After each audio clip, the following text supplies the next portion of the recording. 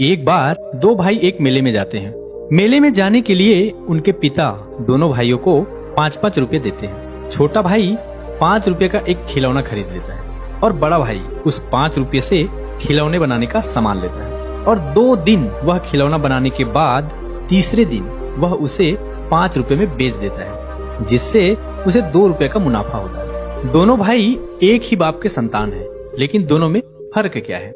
एक बेटा जिसे 5 रुपया दिए गए हो, वह उस रुपये से खिलौना खरीद लेता है, मतलब सारे पैसे खत्म कर देता है, और दूसरा बेटा खिलौना न खरीद के खिलौने बनाने का सामान खरीद लेता है ताकि वह खिलौना बना सके, अपने दिमाग और अपनी समझ का सही इस्तेमाल करके ज्यादा पैसा कमा सके। तो इन दोनों भाइयों को देखकर आपको क्या लगता है, भविष्य में इनमें से ज्यादा कामयाब कौन सा होगा? जाहिर सी बात है, जो अपने पैसे से पैसा कमाना जानता है, पैसे कमाने की नई नई तरकीबें लगाता है, वो भविष्य में ज्यादा कामयाब रहेगा। जो बच्चा पैसे को यूं ही खर्च कर देता है, वह आज नहीं तो कल अपने पैसे को खत्म कर देगा। यही बात आपको हिंदुस्तान के सबसे बड़े बिजनेसमैन अनिल अंबानी और मुकेश अंबानी की भी देखने को मिलती। दोनों भाइयों को बराबर संपत्ति बांटी गई थी, लेकिन अनिल अंबानी जहां अपनी संपत्ति को खत्म करता चला, वहीं मुकेश अंबानी अपनी संपत्ति को नए पैमाने पर लेकर गया। इसलिए जिंदगी में पैसे कमाने के लिए सिर्फ कड़ी मेहनत काम नहीं आता। कड़ी मेहनत तो एक मजदूर भी करता है, लेकिन वह कमाता कितना है? ज्यादा पैसा कमाने के लिए हमें पैसे की फितरत को समझना होगा, धन की फितरत को समझना होगा, ताकि आपका पैसा ही आपके लिए और ज्यादा पैसा कमा कर दे। अगर आप एक बार पैसे की फितरत समझ लेते हैं, तो आप अपने बचे खुचे पैसे से ज्यादा पैसा कमा सकते, वह भी कम मेहनत करके, अपने दिमाग का इस्तेमाल करके, अपनी समझ का इस्तेमाल करके।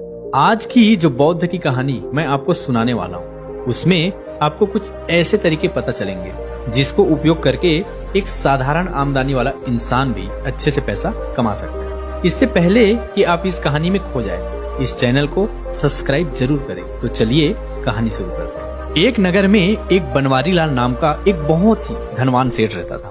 बहुत ही संपत्ति उसे अपने पिता से विरासत में मिली थी और कुछ संपत्ति उसने अपनी सोच और समझ से एकत्रित कर ली। उसके 2 बेटे थे। जहाँ उसका बड़ा बेटा बहुत ही होनहार था, वहीं उसका छोटा बेटा उसकी कुछ भी मदद नहीं करता था। वह अपनी दुनिया में मस्त रहता था। उसे नई नई चीजें सीखने का बहुत शौक था। कभी वह संगीत सीखने लगता, तो कभी वह दूसरी कला सीखने लगता। वहीं उस सेठ का बड़ा बेटा व्यापार का लेन देन देखता था। सेठ को हमेशा लगता था कि मेरा छोटा बेटा मेरी संपत्ति को नष्ट कर देगा, क्योंकि वह बेफुजील की चीजें सीखता रहता है। वह अपने बड़े भाई से कुछ सीख क्यों नहीं लेता? यह बात उसके मन को बहुत आघात पहुंचाती थी कि मेरा छोटा बेटा अपने जीवन में क्या करेगा, कैसे वह अपने जीवन में उन्नति करेगा, कैसे उन्नति की ऊंचाई को हासिल करेगा। एक दिन उसने अपने दोनों बेटे को अपने पास बुलाकर कहा कि यह धन संपदा मैंने बहुत मेहनत से कमाई है, लेकिन जब तुम मेरे इस संपत्ति का सही उपयोग नहीं करते तो मुझे बहुत दुख होता है। तुम अपनी बाप की हालात क्यों नहीं समझते हो?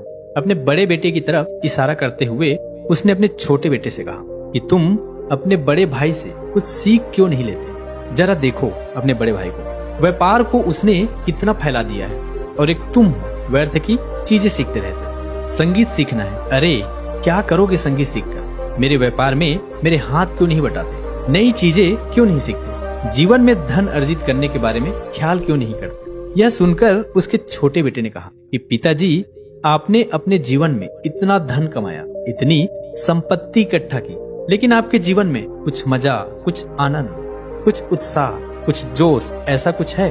आप सिर्फ धन कमाते हो और धन कमाने के पीछे व्यर्थ की चिंताएं करते रहते हो, जबकि आपके पास इतना सारा धन पहले से मौजूद है। मुझे संगीत सीखने में ही आनंद मिलता है, मुझे धन के प्रति कोई रुचि नहीं है। धन हमारे पास इतना ज्यादा है तो फिर धन के प्रति रुचि क्यों होगी? आप खुद सोचिए। यह सुनकर वह सेठ तिलमिला उठा।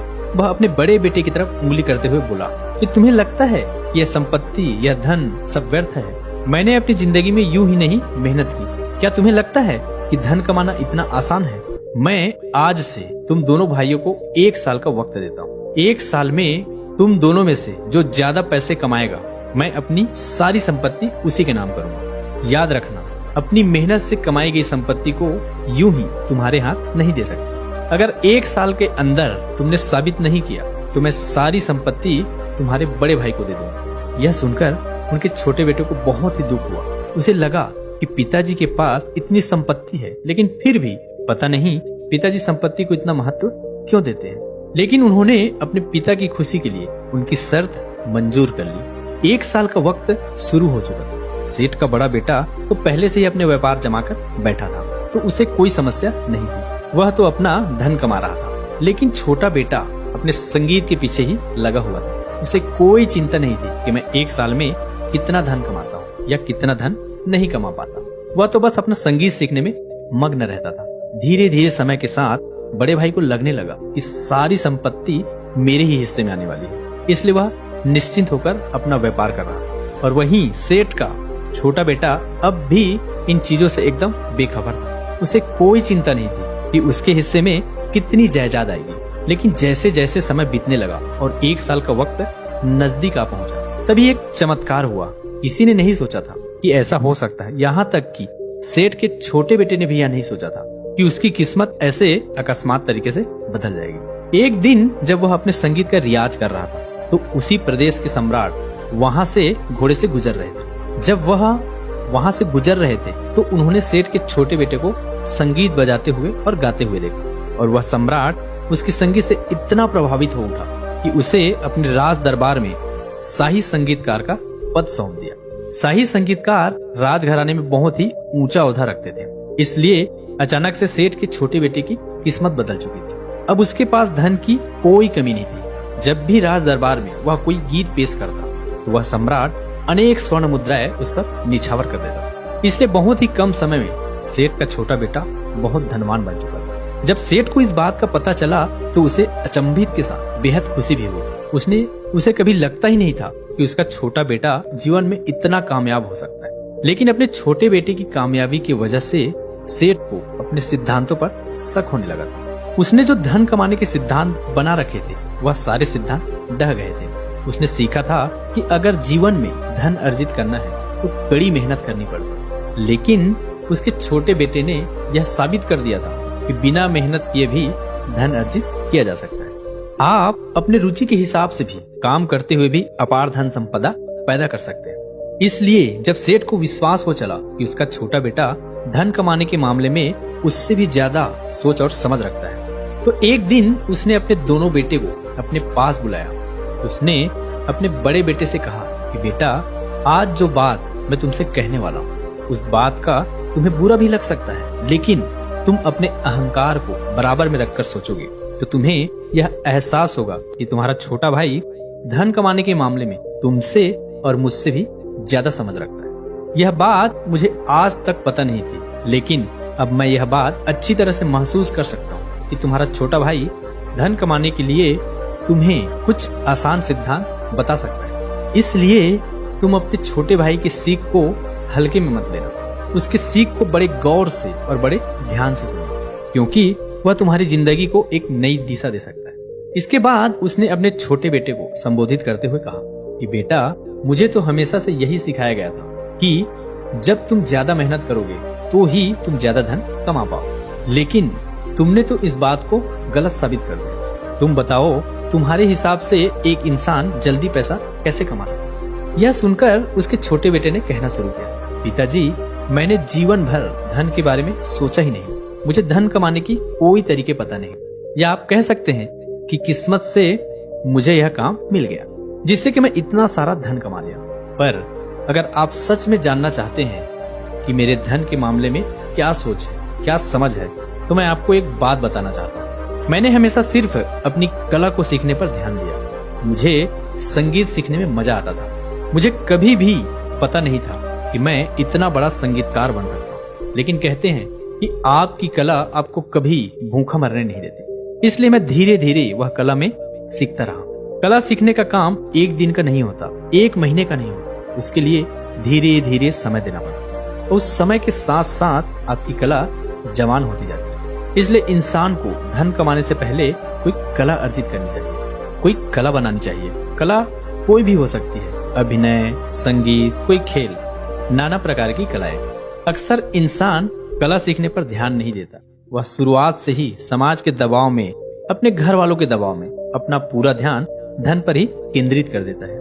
जिसकी वजह से शुरुआत में हो सकता है वह थोड़ा धन कमा ले, लेकिन लंबे समय के लिए वह ज्यादा धन नहीं कमा पाएगा, क्योंकि उसने कभी भी कोई कला सीखने पर ध्यान नहीं दिया। पिताजी इससे और एक बात निकलकर सामने आती है कि कभी भी धन कमाने के लिए कोई शॉर्टकट नहीं अपनाना चाहिए। शॉर्टकट या सट्टा बाजार आपको एक बार पैसा दिला सकते हैं, लेकिन अगर आपको निरंतर पैसा कमाना है तो शॉर्टकट आपकी इसमें कोई मदद नहीं कर सकता, क्योंकि किस्मत आपकी एक बार साथ दे सकती है, 2 बार दे सकती है, लेकिन हर बार आपकी किस्मत आपके साथ दे यह जरूरी नहीं। इसलिए शॉर्टकट नहीं अपनाओ और न ही अपनी किस्मत के भरोसे बैठो। हमेशा इंसान को नजदीक के फायदे की बजाय दूर के नुकसान के बारे में सोचना चाहिए। कई बार हम ऐसे फैसले ले लेते हैं जो वर्तमान में तो हमें फायदा पहुंचाते हैं, लेकिन लंबे समय में वह हमें बहुत ज्यादा नुकसान भी पहुंचा देते हैं। इसके बाद उसने कहा कि पिताजी कभी भी पैसे को बांध कर नहीं रखना चाहिए। अक्सर लोग धन जोड़कर उसे अपने पास रख लेते हैं। उन्हें लगता है कि मेरे पास धन जुड़ा रहेगा तो जरूरत में वह मेरे काम आएगा, लेकिन धन की प्रवृत्ति ऐसी है कि उसे खर्च होना ही होना है। आप उसे कितने भी तिजोरी में रख लो, कितना भी उसे संभाल कर रख लो, लेकिन कभी न कभी वह धन तो खत्म हो ही जाएगी। इसलिए धन को बांध कर रखने की बजाय उसे अलग अलग जगह पर लगा दो, जिससे आपका धन ही आपके लिए और धन कमा कर दे सके। मॉडर्न लैंग्वेज में अगर मैं आपको बताऊं तो हिंदुस्तान में सिर्फ 5% लोग ही शेयर मार्केट में इन्वेस्ट करते हैं, और वहीं अमेरिका में यही आंकड़ा 55% का है। जरा देखिए कि हम अपने धन को सुरक्षित रखने के लिए उसको बांध कर रख देते हैं, उसको बैंक में डाल देते हैं, उसको अपनी तिजोरी में रख लेते हैं, लेकिन उसी पैसे को दूसरे जगह लगाकर और ज्यादा पैसा कमाने के बारे में हम नहीं सोचते, क्योंकि हमें लगता है कि वहां पर हमारा धन खर्च हो जाएगा। अरे धन को खर्च तो वैसे भी होना है। इसके बाद सेठ के छोटे बेटे ने कहा कि पिताजी, धन कमाने के लिए मुझे लगता है कि इंसान को ऐसा काम करना चाहिए जिससे उसे अपना बहुत ज्यादा वक्त ना देना पड़े। मतलब अगर वह मौजूद ना हो तब भी उसका काम चलता रहे। इससे क्या होगा कि उसे उस इंसान का समय बचेगा और वही समय वह दूसरे कामों में लगाकर वहां से भी धन और पैसा कमा सकता है। लेकिन इंसान को पैसा कमाने के लिए इतना भी तनाव नहीं लेना चाहिए कि उसे अपने शरीर से ही समझौता करना पड़े। अक्सर हम अपने आसपास ऐसे बहुत से लोगों को देखते हैं जिन्होंने जीवन में बहुत सारा धन कमाया, लेकिन उनका स्वास्थ्य, उनका शरीर उनका साथ नहीं दे रहा है, तरह तरह की बीमारियों से ग्रसित है। आखिरी और सबसे बड़ी बात उस पैसे का सदुपयोग करना। जो भी पैसा हम कमाते हैं, अगर हम उसका सही उपयोग नहीं करेंगे तो आज नहीं तो कल पैसा खत्म हो ही जाएगा। लेकिन जो पैसा दूसरों की मदद करने के लिए, दूसरों को काम देने के लिए खर्च किया जाता है, वह पैसा खत्म होने पर भी आपको दुख नहीं देता।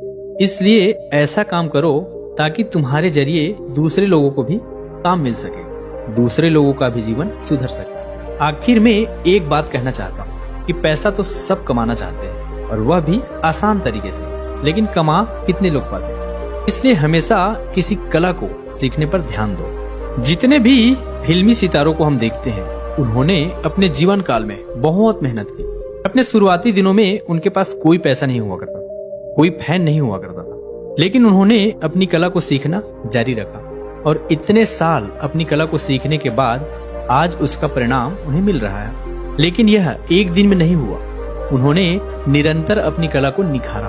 अगर आप कोई कला अर्जित कर लेते हैं तो पैसे आपके पीछे भागेगा, लेकिन अगर आप पैसे के पीछे भागोगे तो आप भागते ही रह जाएंगे, लेकिन आपकी दौड़ कभी भी पूरी नहीं होगी। इसलिए कभी भी किसी भी कला को सीखना शुरू करो। कला कोई भी हो सकती है, शेयर मार्केट, कोई स्पोर्ट्स, कोई बिजनेस, यह सभी कलाएं होती हैं जिनके द्वारा हम अच्छा धन अर्जित कर सकते हैं, अच्छा पैसा कमा सकते हैं। इसलिए पैसा के बारे में सोचना बंद करो, पैसा अपने आप आ जाएगा। किसी कला के बारे में सोचो, कला के माध्यम से आप कैसे ऊपर उठोगे, इसके बारे में अपनी समझ पैदा करो।